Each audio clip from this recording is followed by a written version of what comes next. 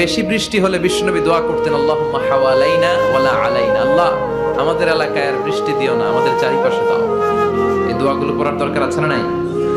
আল্লাহ যা বৃষ্টি দিবে এটা যেন আমাদের কল্যাণ হয়, আমরা পড়ি আমিন। বৃষ্টি ও রহমত, ঠিক কিনা? বৃষ্টি পাঠায় কে? বৃষ্টির মালিক কে?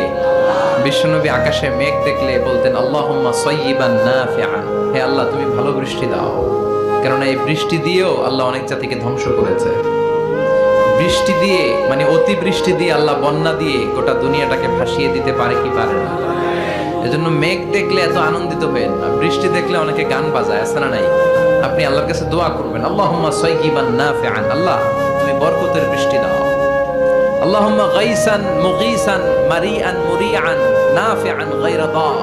বিষ্ণুই পড়তেন, আল্লাহ এই বৃষ্টিটা যেন উপকারী হয়, এই বৃষ্টি থেকে যেন ঘাস লতা পাতা কিছু পায়, এই বৃষ্টিটা যেন আমাদের জন্য বরকতময় হয়, যেন কল্যাণময় হয়, কোনো ক্ষতির কারণ যেন না হয়, তুমি কবুল করো।